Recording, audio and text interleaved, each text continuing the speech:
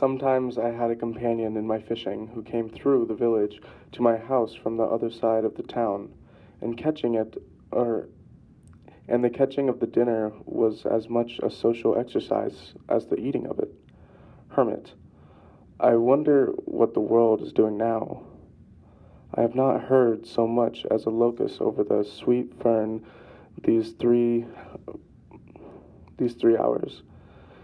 The pigeons are all asleep upon their roosts, no flutter from them. What's a farmer's noon horn which sounded from beyond the woods just now?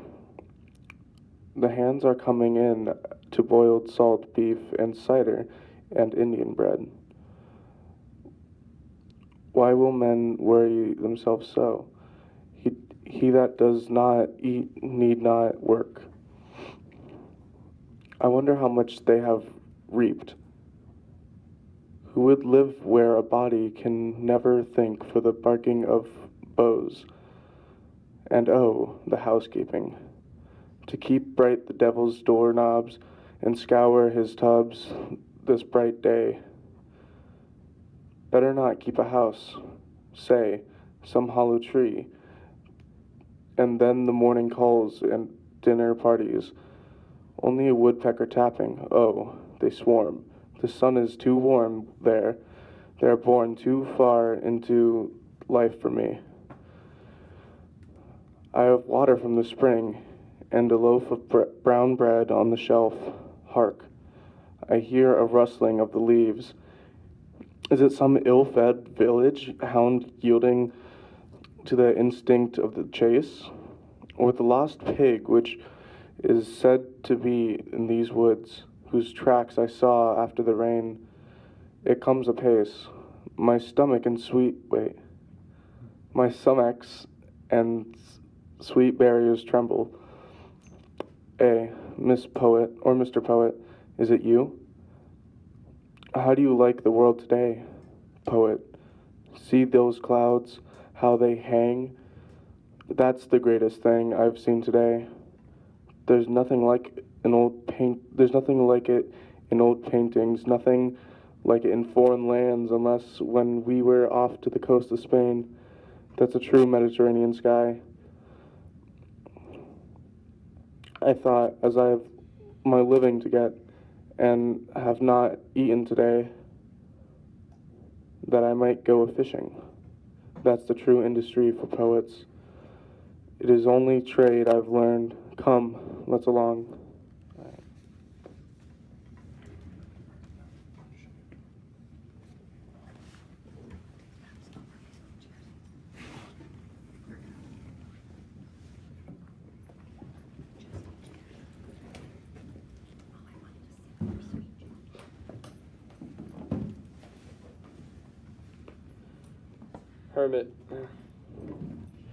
Hermit, I cannot resist. My brown bread will soon be gone. It will go with you gladly soon, but I am just concluding a serious meditation. I think that I am near the end of it. Leave me alone, then, for a while.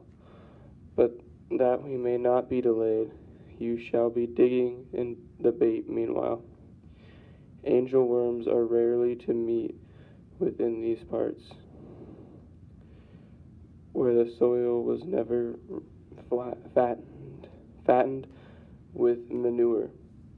The race is nearly extinct. The sport of digging the bait is nearly equal to that of catching the fish, when one's appetite is not too keen, and that you may have all to yourself today. I would advise you to set in the spade down yonder among the ground nuts, where you see the John's wort waving. I think that I may warrant you one worm to every 3 sods you turn up. If you look well in among the roots of the grass, as if you were weeding. Or if you choose to go farther, it will not be unwise, for I have found the increase of fair bait to be very nearly as the squares of the distance. Hermit alone, let me see, where was I? Methinks I was nearly in the frame of mind. The world lay about at this angle. Shall I go to the heaven or a fishing? If I should soon bring this meditation to an end, would another so sweet occasion be likely to offer? I was as near being resolved into the essence of things as ever I was in my life. I fear my thoughts will not come back to me. If it would do any good, I would whistle for them. When they made us an offer, is it wise to say, we will think of them? My thoughts have left no track, and I cannot find the path again. What was it that I was thinking of? It was the very hazy day. I will just try these 3 sentences of Confucius. They may fetch that state about again. I know not whether it was the dumps of the budding ecstasy. Mem. There never is but one opportunity of a kind. Poet. How now, hermit, it is too soon. I have got just 13 whole ones besides several which are imperfect or undersized. But they will do for the smaller fry. They do not cover up the hook so much. Those village worms are quite too large. A shiner may make a meal off one without finding the skewer. Hermit. Well then, let's be off. Shall we to Concord? There's good sport there if the water be not too high. Why do precisely these objects which we behold make a world? Why has man just these species of animals for his neighbors? As if nothing but a mouse could have filled this crevice. I suspect that Pilpay and Co. have put animals to their best use, for they are all beasts of burden, in a sense, made to carry some portion of our thoughts. The mice which haunted my house were not the common ones, which are said to have been introduced into the country, but a wild native kind not found in the village. I sent one to a distinguished naturalist. It interested him so much. When I was building, one of these had its nest underneath the house, and before I had laid the 2nd floor and swept out the shavings, would come out regularly at lunchtime and pick up the crumbs at my feet. It probably had never seen a man before, and it soon became quite familiar, and would run over my shoes and up my clothes. It could readily ascend the sides of the room by short impulses, like a squirrel, which it resembled in its motions. At length, as I leaned with my elbow on the bench one day, it ran up my clothes and along my sleeve, and round the paper which held my dinner, while I kept the latter close and dodged and played at bo-peep with it.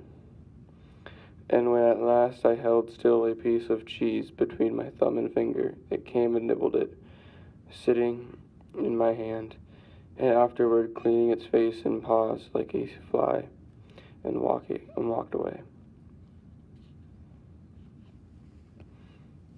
A phobie soon built in my shed, and a robin for protection in a pine which grew against the house. In June, the partridge, which is so shy a bird, let her brood past my windows. From the woods in the rear to the front of my house, clucking and calling to them like a hen, and in all her behavior proving herself the hen of the woods. The young suddenly disperse on your approach at a signal from the mother, as if a whirlwind had swept them away, and they so exactly resembled the dried leaves and twigs that many a traveler has placed his foot in the midst of a brood, and heard the whirl of the old bird as she flew off, and her anxious calls and mewing, or seen her trail her wings to attract his attention, without suspecting their neighborhood. The parent will sometimes roll and spin round before you in which a dishabille that you cannot for a moment detect what kind of creature it is. The young squat still and flat, often running their heads under a leaf, and mind only their mother's directions, given from a distance, nor will you approach, make them run again and betray themselves. You may even tread on them or have your eyes on them for a minute without discovering them. I have held them in my open hand as such a time, and still their only care, obedient to their mother and their instinct, was to squat there without fear or trembling. So perfect is this instinct that once, when I had laid one of them on the leaves again, and one accidentally fell on its side, it was found.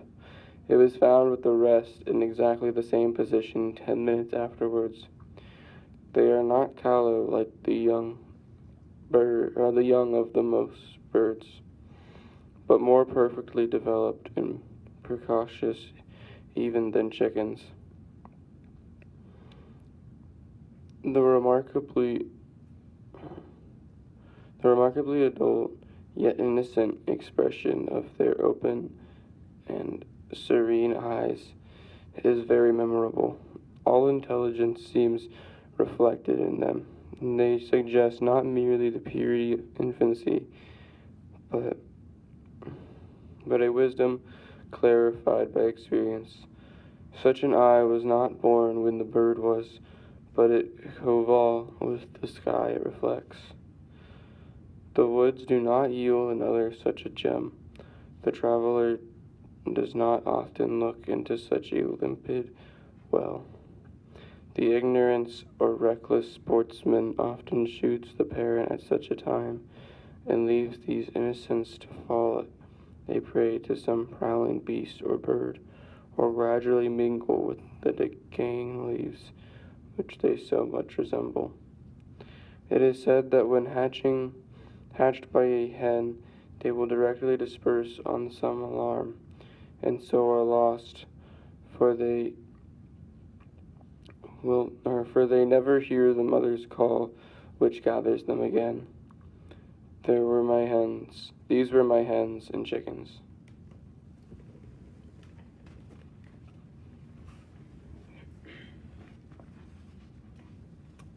It is remarkable how many creatures live wild and free, though secret in the woods, and still sustain themselves in the neighborhood of towns, suspected by hunters only.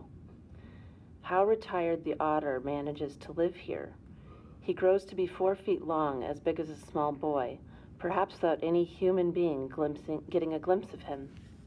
I formerly saw the raccoon in the woods behind where my house is built, and probably still heard their whinnering at night. Commonly, I rested an hour or two in the shade at noon, after planting, and ate my lunch, and read a little by a spring, which was the source of a swamp and of a brook, oozing from under Brister's Hill, 1/2 a mile from my field. The approach to this was through a succession of descending grassy hollows, full of young pitch pines, into a larger wood about the swamp. There, in a very secluded and shaded spot, under a spreading white pine, there was yet a clean, firm sward to sit on. I had dug out the spring and made a well of clear gray water, where I would dip up a pailful without roiling it, and thither I went for this purpose almost every day in midsummer, when the pond was warmest. Thither too the woodcock led her brood, to probe the mud for worms. flying but a foot above them down the bank, while they ran in a troop beneath. But at last, spying me, she would leave her young and circle round and round me, nearer, nearer, till within 4 or 5 feet, pretending broken wings and legs to attract my attention, and get off her young, who would already have taken up their march with faint, wiry peep, single file through the swamp as she directed. I heard the peep of the young when I could not see the parent bird. There too the turtle dove sat over the spring, or fluttered from bough to bough of the soft white pines over my head, or the red squirrel coursing down the nearest bough were particularly familiar and inquisitive. You only need to sit still long enough in some attractive spot in the woods that all its inhabitants may exhibit themselves to you by turns.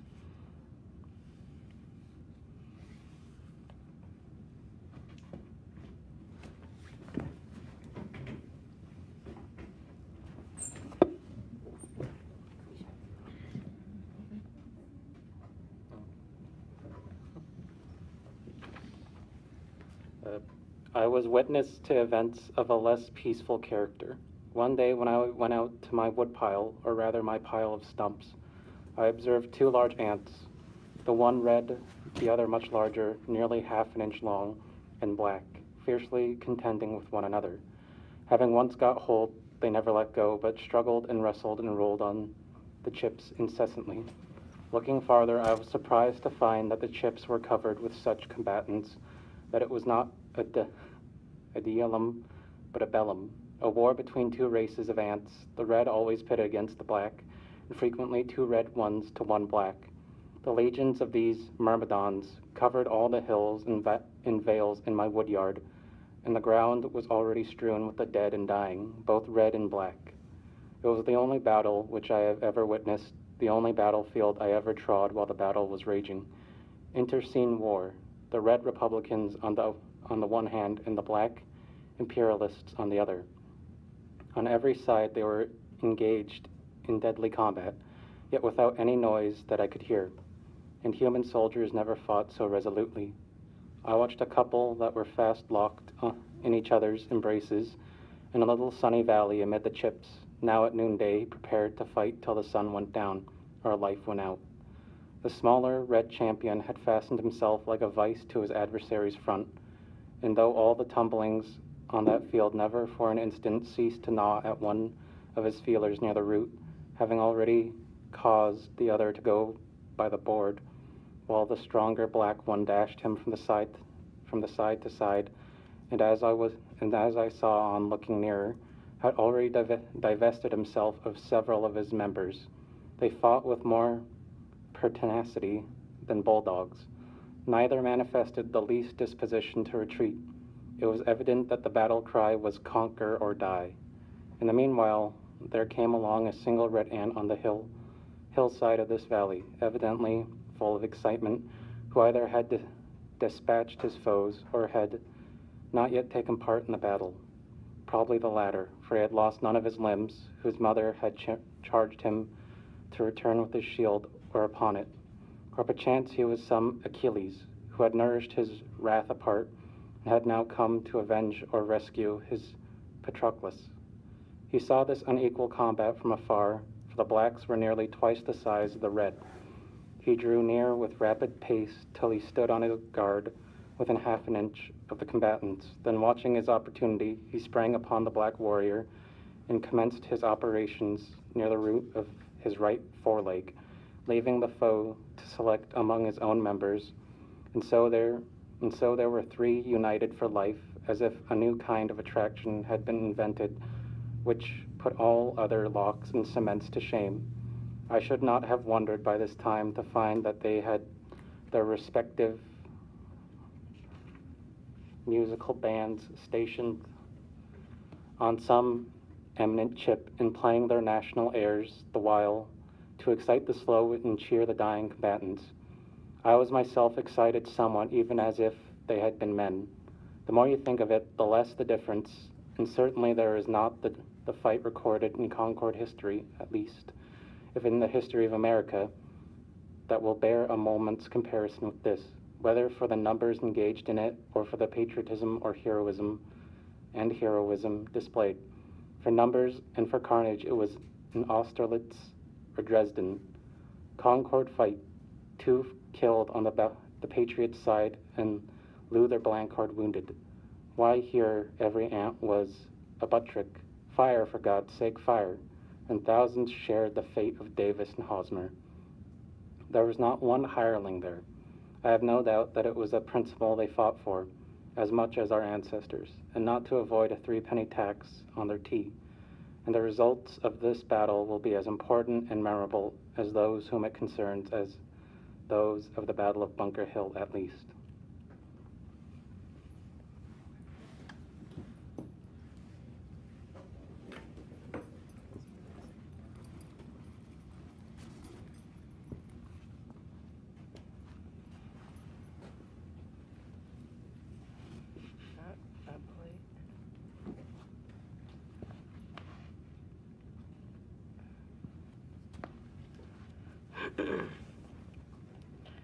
I took the chip, which the 3 I had particularly described were struggling, carried it to my house, and placed it under a tumbler on my windowsill.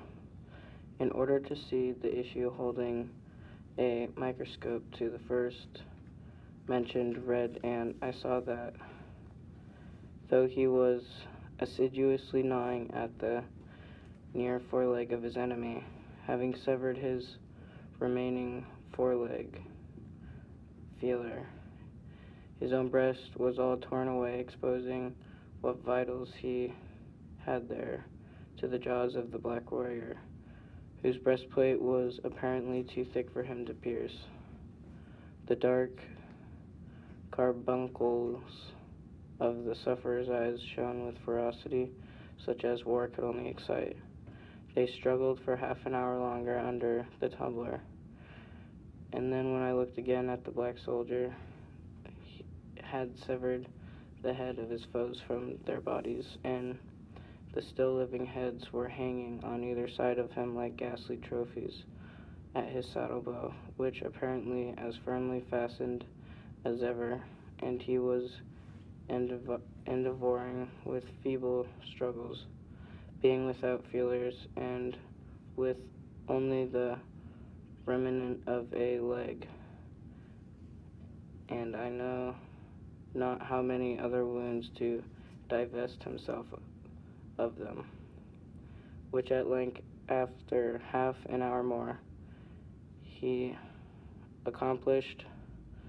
I raised the glass, and he went off over the windowsill in that crippled state, whither he finally survived that combat and spent the remainder of his days in some Hotel des Invalides. I do not know, but I thought that his industry would not be worth much thereafter. I never learned which party was victorious, nor the cause of the war, but I felt for the rest of that day that I had my feelings excited and harrowed by witnessing the struggle of a ferocity and carnage of a human battle before my door.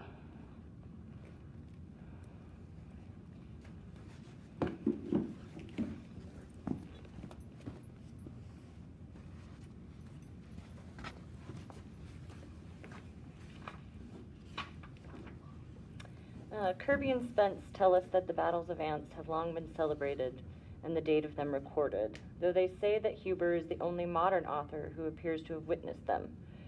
Aeneas Sylvius, say they, after giving a very circumstantial account of one contested with great obstensity by a great and small species on the trunk of a pear tree, adds that this action was fought in the pontificate of Eugenius IV, in the presence of Nicholas Pistorius, an eminent lawyer, who related the whole history of the battle with the greatest fidelity. A similar engagement between great and small ants is recorded by Olaus Magnus, in which the small ones, being victorious, are said to have buried the bodies of their own soldiers, but left those of their giant enemies a prey to the birds. This event happened previous to the expulsion of the tyrant Christerian II from Sweden. The battle, which I witnessed, took place in the presidency of Polk, 5 years before the passage of Webster's Fugitive Slave Bill. Many a village beau's fit only to course a mud turtle in the victuallating cellar, sported his heavy quarters in the woods, without the knowledge of his master, and ineffectually smelled at old fox burrows and woodchuck's holes, led perchance by some slight cur which nimbly threaded the wood, and might still inspire a natural terror in its denizens. Now, far behind his guide, barking like a canine bull toward some small squirrel which had treed itself for scrutiny, then cantering off, bending the bushes with his weight, imagining that he is on the back of some stray member of the gerbilla family. Once I was surprised to see a cat walking along the stony shore of the pond, for they rarely wander so far from home. The surprise was mutual.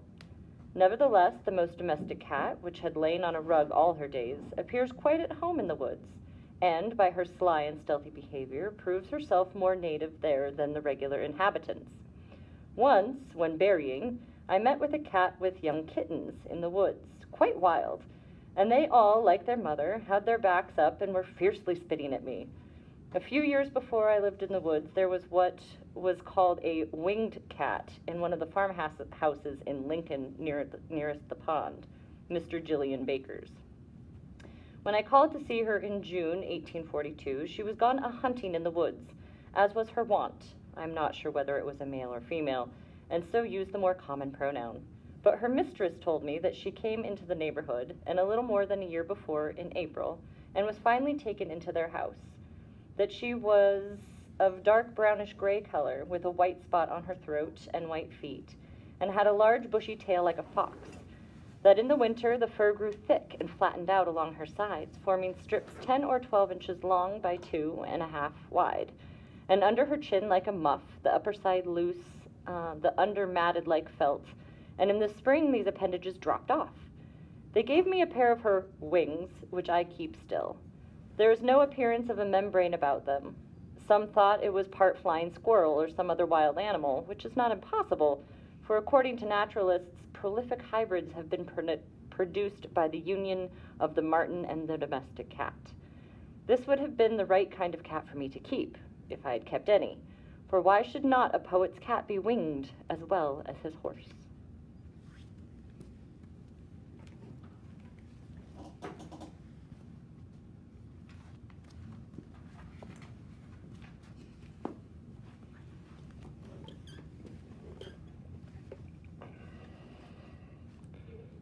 In the fall, the loon, Colymbus glacialis, came as usual to mount and bathe in the pond, making the woods ring with his wild laughter before I had risen.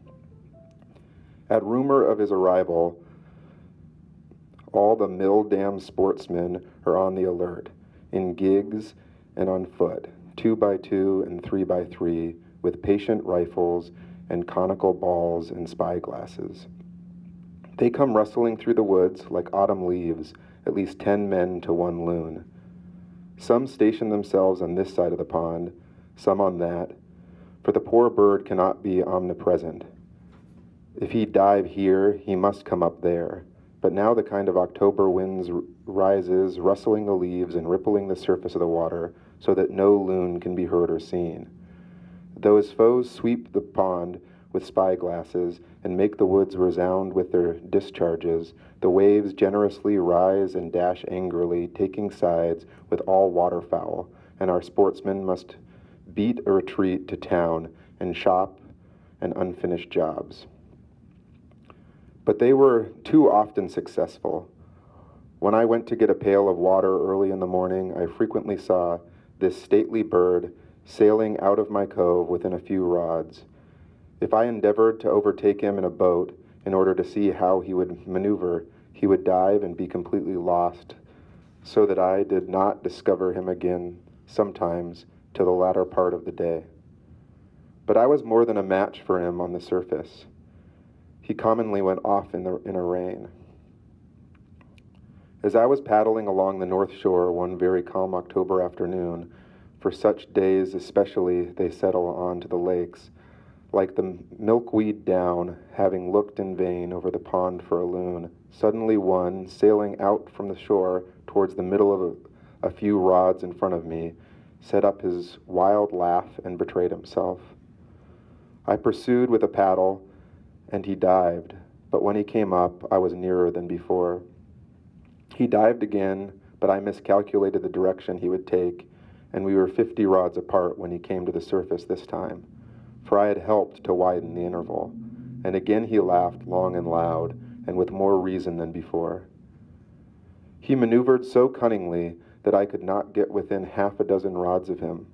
Each time, when he came to the surface, turning his head this way and that, he coolly surveyed the water and the land, and apparently chose his course so that he might come up where there was the widest expanse of water and at the greatest distance from the boat. It was surprising how quickly he made up his mind and put his resolve into execution. He led me at once to the widest part of the pond and could not be driven from it. While he was thinking one thing in his brain, I was endeavoring to divine his thoughts in mine. It was a pretty game, played on the smooth surface of the pond, a man against a loon.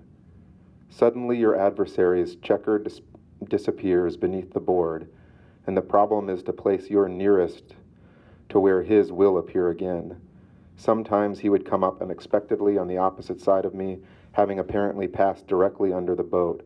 So long-winded was he, and so unweariable, that when he had swum farthest, he would immediately plunge again, nevertheless, and then no wit could divine where in the deep pond, beneath the smooth surface, he might be speeding his way like a fish, for he had time and ability to visit the bottom of the pond in its deepest part. It is said that loons have been caught in the New York lakes 80 feet beneath the surface, with hooks set for trout, though Walden is deeper than that. How surprised must the fishes be to see this ungainly visitor from another sphere speeding his way amid their schools. Yet he appeared to know his course as surely underwater as on the surface, and swam much faster there. Once or twice I saw a ripple where he approached the surface, just put his head out to recontour, and instantly dived again. I found that it was as well for me to rest on my oars and wait his reappearance as to endeavor to calculate where he would rise, for again and again, when I was straining my eyes over the surface one way, I would suddenly be startled by his unearthly laugh behind me. But why, after displaying so much cunning, did he invariably betray himself the moment he came up by that loud laugh? Did not his white breast enough betray him? He was indeed a silly loon, I thought. I could commonly hear the plash of the water when he came up, and so also detected him. But after an hour he seemed as fresh as ever, dived as willingly, and swam yet farther than at first.